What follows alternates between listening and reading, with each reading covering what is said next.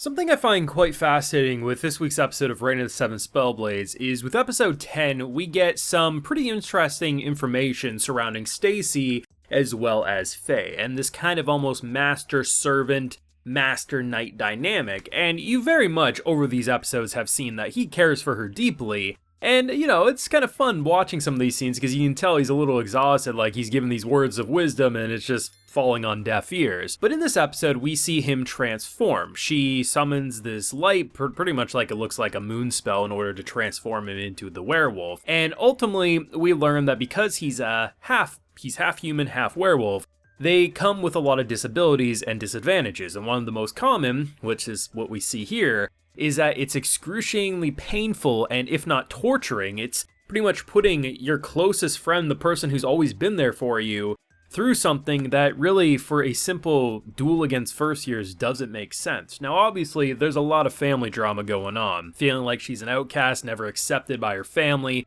feeling the jealousy from, her family just standing right in front of her, right? There's a lot that's going on, and to her defense, he is the one who said, use me, I'm your tool, I'm your sword, like, I'm saying go for it. But there's also that voice of wisdom that's being thrown at her at the very end that's saying, how could you do that to someone who clearly has nothing but your best interests at heart? And that's a really powerful moment overall. Now, before we jump any further, I have to mention we do have a full live reaction to today's wonderful episode of Reign of the Seven Spellblades available on my Patreon, so if you would like to see that, head on over there and consider supporting. This was a good episode. Was it Reign of the Seven Spellblades at its absolute best? No. But even in an episode where maybe I'm not like jumping out of my chair, I'm hyped up, I continuously sit back and say, I wish this show would never end. And honestly, that's all you can really ask for when constantly from the beginning of this show, I looked at its magical world and said, this is far more captivating than pretty much any other magical series I've seen as of late. And the more you see of simple moments like just casually having this psycho just look down into, a pool of water and says, oh, here's the classroom, I'm just gonna march on down and go back to you don't really need a lot of explanations of what's going on. Just seeing these magical-like moments is more than enough to remind you that this isn't just like a surface-level Magic Academy show. Often, yeah, here's a fireball, here's a lightning blast, and yeah, we have potions class. That's like a lot of where we go in these types of series, but really it's no different than any other fantasy show out there. Reign of the Seven Spellblades, the Magic Academy side is constantly in your face, and while characters aren't necessarily saying, ooh, look at this magical thing, they're always surrounded by it, and it just honestly works. One of the better points of this episode is honestly what they did with the troll. So what I feel like a lot of shows might want to go with when it comes to a character like Katie is that they would constantly introduce more and more demi-humans that she's trying to protect, and in doing so, it might overwhelm the viewer into saying, okay, yeah, like I get it, they all deserve equal rights, but at the same time, like, you're not really solving anything. And we're seeing that her constant companionship with this troll now is to the point that you pretty much have a bodyguard in the way of a troll, which is kind of badass. I was honestly hoping that the troll could be the third member of our 3v3 duel, so maybe we could get a little Hulk smash moment going on, but still, these are the little moments that it doesn't really feel like we're just jumping into like the next big, here's the sad story about a griffin being tortured and Katie's just trying to give it a nice home. It's like, yeah, she has this grand vision of making almost a utopia for demi-humans and giving them a safe place to be, but she still is just in school and she's, focusing on the troll first and foremost, and maybe that could be the stepping stone and the momentum that will get things to be better overall. Like, that is such a small portion to this episode, but it's an important portion nonetheless. And that's what I love about this show, is everything is continuously building from the last moment. And sometimes those moments are episodes back, but it's not like they're forgotten, right? And I think that's the brilliant thing about the pacing of this anime adaptation, and why you can easily tell, like, okay, yeah, I understand why we're only into a second book at this point, because they really are taking their time adapting what needs to be done so that the anime and the anime fan in particular can understand and comprehend these deeper kind of messages that are going on, which is honestly why from pretty much the beginning I've been saying Katie was like my favorite character. Now, in terms of the duel, we have this 3v3. We knew we were getting a duel of some sort based on the end of last episode, but we officially get it, and it's interesting because we see a wide variety of attacks. We go from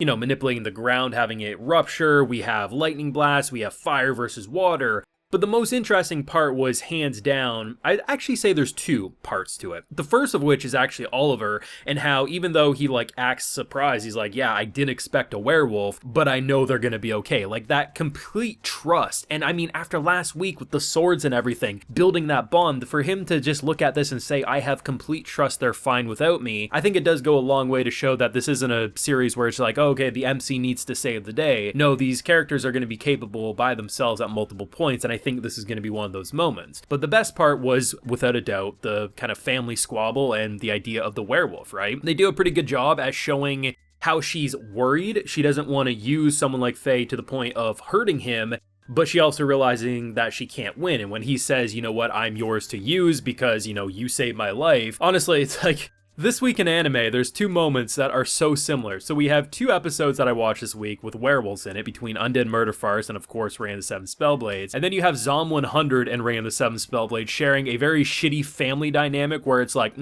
this pet, let's just kill it. Let's put it out of its misery. What is with the shitty parental figures in anime this week? But I guess that's part of the charm of watching anime, getting riled up with the parental figures. But the idea that clearly he's been the only one truly there for her, understanding her pain, in the eyes of her family, she's a failure and not as good as so-and-so. And it's like, you understand why it pushes someone to literally torture, like force them into this transformation. Also, you can win a first-year duel, get some medals, and prove that you're worthy for your uncle or your father. It doesn't matter, but like that's what they're building into. And it's a pretty tense moment overall. Like, these are the kinds of episodes that I could easily see people watch and just say, yeah, it was a fine episode, nothing too crazy, the action was fun, but really did it do anything for the characters or plot overall? And, you know, yeah, we got the family bickering going on, but that's about it. But when you really do strip it down, like how they use the stuff with the troll, or they use the stuff with why someone would put someone through such torture and agony, like you can literally tell, like the shivering and shaking, but man, he's doing everything for her. It really does blend everything together to really come out saying, even though I would classify this as one of the weaker episodes for me personally of Reign of the Seven Spellblades, I still love it, and I still could easily, like if I had 3 more episodes or 10 more episodes at my disposal right now, I'd be watching for at least the next couple of hours, because that's how much I'm into this world. And I love how they're slowly but steadily developing the cast as a whole. Like, a character like Guy is still one of the weaker developed characters, but still, you do get accustomed to everyone's personalities and what they kind of are in terms of this ride or die group at this point in time. And it was also pretty funny having just a casual thing like hand walking around and being a little Mr. Diddlefingers, but hey, you know what? That's Magic Academy for you, so what else is gonna happen? Let me know, though, what you thought of this week's episode. What do you think is gonna happen with this duel next week? Let me know down below. Leave a like if you enjoyed, subscribe if you're new around here, of course, ring that bell so you can get notified when I upload more videos to the channel, and like I mentioned, we do have a full live reaction to today's Reign of the Seven Spellblade episode available on my Patreon. And hey, while you're there, you'll also get a video shoutout like Dylan Miles, E, Ed Vargas, Eds, Edrey Zahari, and Enderwolf are getting today. So I appreciate the support, everyone. Please take care and have a good one.